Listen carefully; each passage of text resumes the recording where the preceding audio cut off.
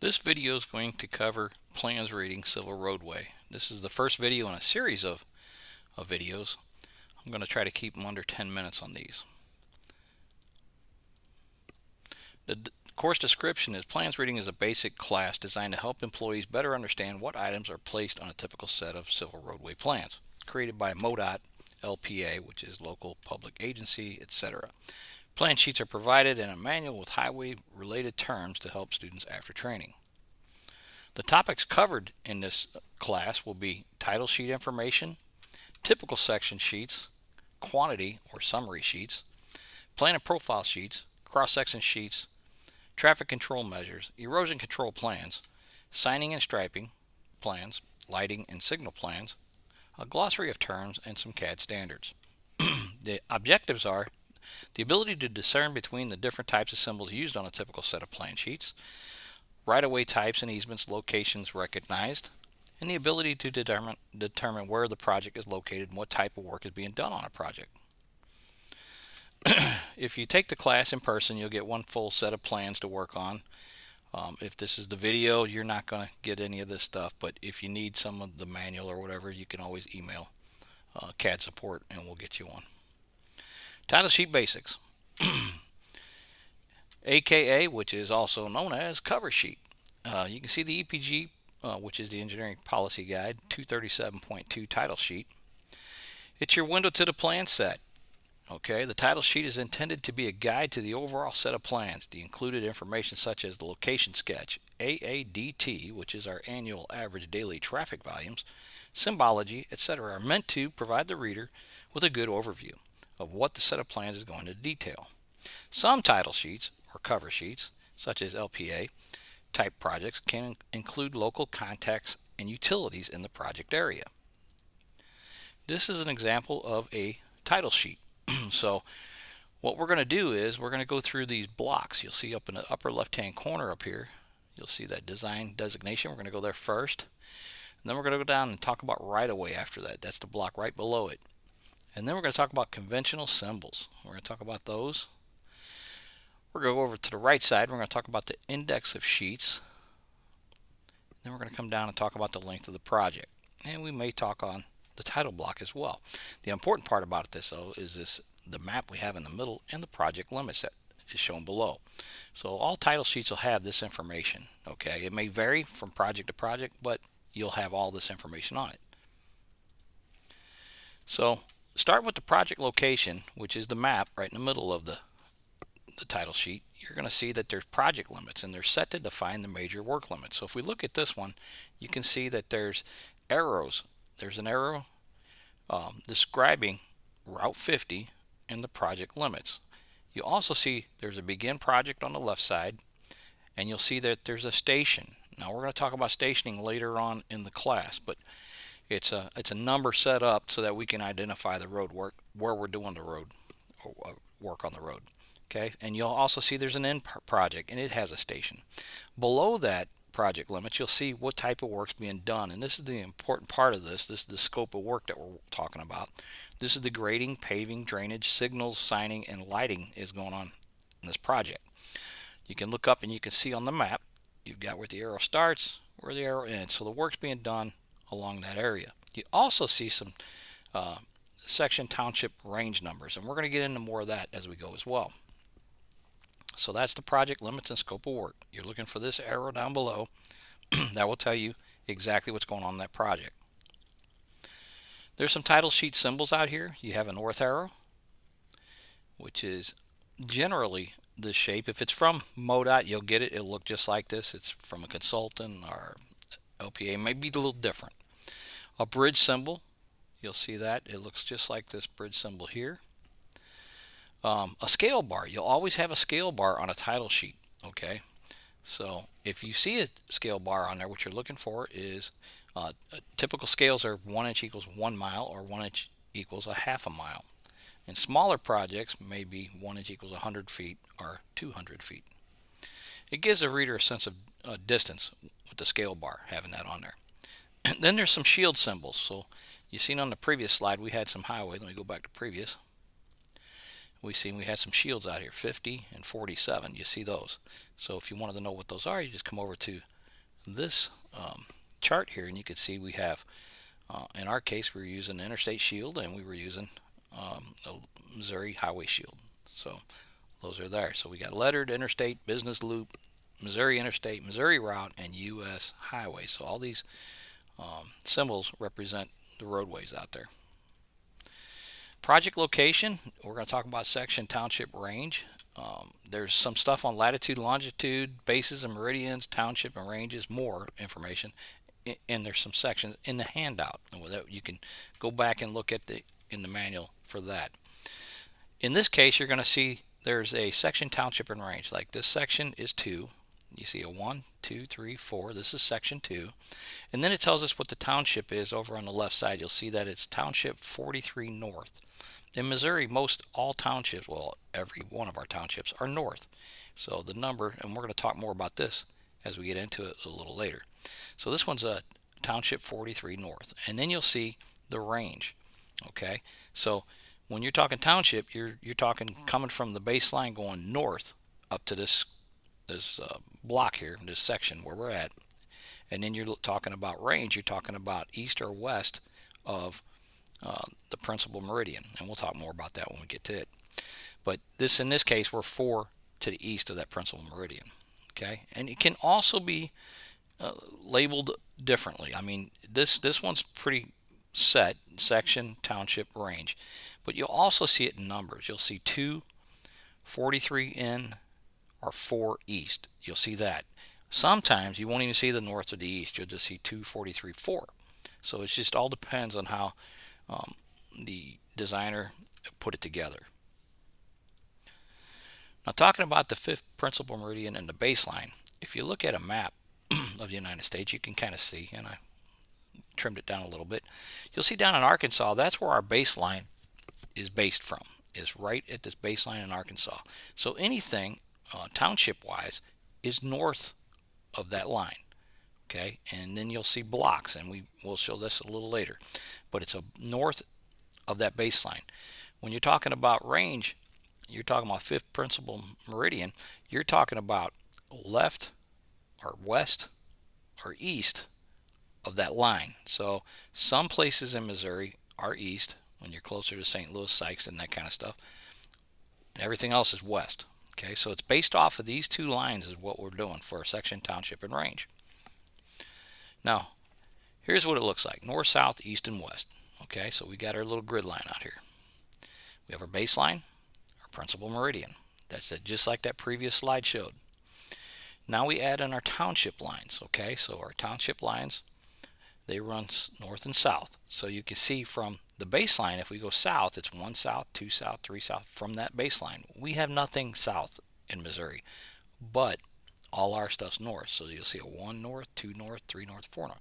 And I don't know what the number it kicks in at, but that's what it does. So we're always north on our section, or township lines. So then you add in the range lines. Okay, so now that's the east and west. So if you look at the baseline where we're at, or the principal meridian where we're at, you go east, you go west, you'll 1, 2, 3, 4, 5, 6 west, or 1, 2, 3, 4, 5, 6 east. So that's how we come up with these numbers. Okay, and this was all created back in the 1800s, and it hasn't changed. So let's just take a section here, and we look at that, and it's a township. A township is 36 square miles. So that's what this is, a township. Okay, and if we look at the block where we're at here, we're looking at its township 3 north. So we go to the baseline, and we count blocks up. So 1, 2, 3. That's how we get 3 north. Now, if you look at the range where this block is at, we go from the principal meridian and we go to the west. 1, 2, 3, 4, 5, and 6. So 6 is here. So we get township 3 north, range 6 west. And we're going to call this maybe 6, I don't know, for the township or section. Okay, so here's our section. We take a township, which is 36 square miles, and we break it up into 1 square mile sections. So it looks like this. And the way they're numbered is 1 through 36. But if you noticed, they start in the upper right hand corner and they go left. And then they go to the next row and they go all the way out to 12, and then they flip down and go back the opposite way. So they're snaking through this block to get our 36 1 square mile blocks. Okay, and this is, again, was created back in the 1800s, and we're still using it. Okay, so now we could take that section, which is a 1 square mile, and this one we're going to call 6, and we go into this area here, and you take your section, which is 1 square mile, and you can divide it many different ways here. Okay, so you can see there's a northwest quarter. So if we take that and we quarter this off, at the basics you have a northwest quarter. This would be the northeast quarter. This would be a southwest quarter, and this down here will be your southeast quarter. But let's add some more to it. So if I go beyond this and I look at this little block here in this section, you're going to see it says it's northwest quarter. Okay, so let's look at that. How is it northwest quarter? Well, it's northwest quarter of the northeast quarter, which is this block here. This is, and I'll click one more time, that's the northeast quarter. So northwest is that quartered from the northeast quarter. And where's that come from? The southeast quarter. So if I click one more time, you'll see this is the southeast quarter. Okay, so we take that southeast quarter, we quarter it down, and you quarter it again, and that's how you get northwest quarter of the northeast quarter of the southeast quarter. Okay, we also have half sections too. So you got a west half of the southwest quarter. Again, that southwest quarter is this quarter part of it. Click it again, you can see that's the southwest quarter, and then over here we have the west half. On this side you'll have the east half, and that's how that works. And you can get even deeper. Now, expectations versus reality. Okay, those previous slides showed pretty nice blocks and everything, but in reality it's rarely nice blocks. In this case, you can see that there's some land grants that are out here, and most of them they're tied to the waterways. Okay, and back in the 1800s people were given land grants, and this is how it defines it. So you're not going to get a whole square of 1 mile and stuff like that. So it's kind of a guide and gets you in the ballpark. Some of them come close, but a lot of times it does not. So here's a title sheet that has more than one project on it. Okay, you can see that it's got the project information off on the right for this. It has 3 routes. So it's got Route 59, 752, and Route U. So this is kind of a busy one where you've got all kinds of information. And again, we're going to talk about these different blocks, but just wanted to show you some of these title sheets can get really busy. Okay, starting at that upper left-hand block, we're looking at the AADT, which is the annual average daily traffic. Over here you can see it has that in the block, and it says for 2024 it is 6,842. So it shows the current year, and then it shows 20 years ahead of traffic. So we always give that 20 years ahead, which is projected to be 7559. This determines factors in design such as slopes, super elevation, pavement types, and needs for roundabouts. And we'll talk more about that as we go. DHV is a design hourly volume, and that's this number right here, 9.3%. That's the percentage of all traffic during rush hour. Roundabouts are often considered at high DHV rates. T is the percentage of trucks, and you'll see that number over in this block. T is equal to 16.4%, so there's 16% of those trucks, and that aids in determining pavement types and thickness. V is the design speed, and in this dialog you can see that this little chart up here, it says 30 miles per hour. Design speed is the speed at which the design info is selected, and it sets up the stopping site distance and other values. Okay, and again, this is located in the upper left-hand title sheet on a set of MoDOT plans. If we go below that, then you get to the types of right-of-ways that are out there. And usually what you'll see on a title sheet is what they're using. You won't see extras, but these are kind of the types of right-of-ways that we have. The right-of-way types are selected based on the type of roadway, functional use, AADT, located under design designations on the title sheet. Okay, so you have normal right-of-way, which allows entrances to maintain or allows entrances to mainline to prevent access to property owners. You have fully controlled access highways, which is access for property owners at ramps and outer roads along the entire main line. You have partially controlled access. Control is given at intersections. No entrance to the main line within reasonable sight distance of any intersection. You have controlled access highways. It's like partial controlled, but allows for more entrances and rights to bridge or culvert areas as a means of road crossings. And then no right-of-way access, usually at diamond interchanges or sight distance problems, where they'll have that. Now this is some more right-of-way information, which is also in the handout. If you get the manual, it's going to be in there as well, and it talks more, and this is more of less of what you'll see on a sheet. You'll either see the fully controlled access highway or a controlled access highway. You'll see partially controlled. It'll be one of these, and you'll see the different symbols that represent the right-of-way that's out there. Conventional symbols. So we're going below that to the left side, and you're looking at the area located under the right-of-way block on MoDOT plans. It lists all the symbols being used in the project. Note at the bottom of this box indicates that dashed or open symbols represent existing features, and that's something that's universal throughout everything that we do. If it's dashed or if it's open symbols, it's always existing. It goes with signs, it goes with pavement, it goes with any of it. Typical line types will include utilities, guardrails, signing, fences, and benchmarks. A good reference if you're not familiar with a set of plans. And if you look at this conventional symbols, usually what they'll do is they'll include what's being used on the project and get rid of stuff that don't pertain to the project. So you can see all the different symbols that are out there. And again, existing is dashed and open, and new and filled for the other one. Okay. In the title block off on the right side, you're going to see where there's a I'll blow it up a little bit so you can kind of see it. It's a little blurry, but you'll see where the route where most of the work is being done. In this case, it's 435 in Kansas City. You'll see the state will always be the MO for Missouri. You'll see the district that it's worked in. You'll see the county or counties, you'll see that, and then you'll see the job number. Okay, so it's listed on that title block, and then the last thing you'll see is usually the engineer seal, which goes in that upper right hand corner. In the bottom right, you'll see right where the MoDOT symbol is. If it's a consultant's file, you'll see their logos and symbols in there. Index of sheets. This is a really important part if you want to find a particular sheet in a set of plans. This is sort of a table of contents for the set of plans.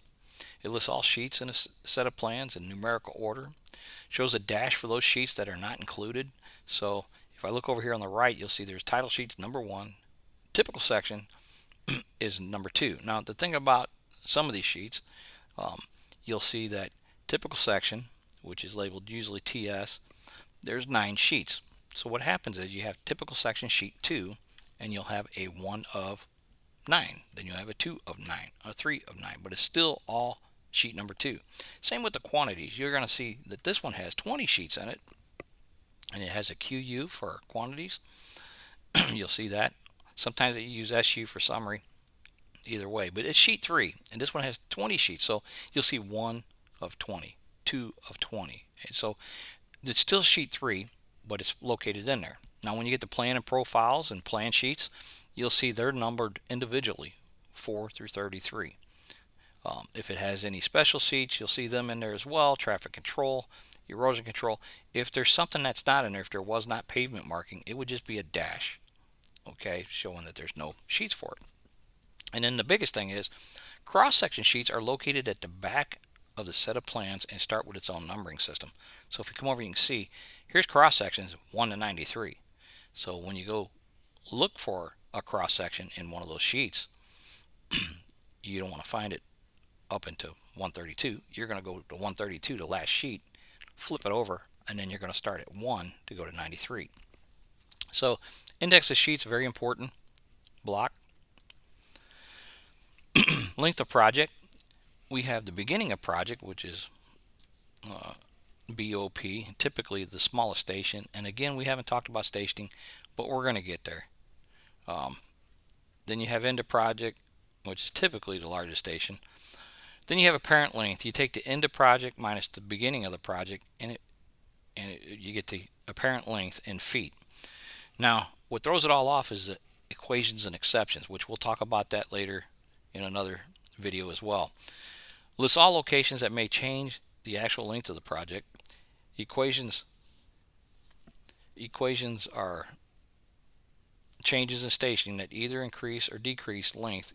Equations are discussed in the plan area when we get to that. Exceptions may include a bridge where no work is taking place. Total correction is the distance subtracted based on equations and exceptions.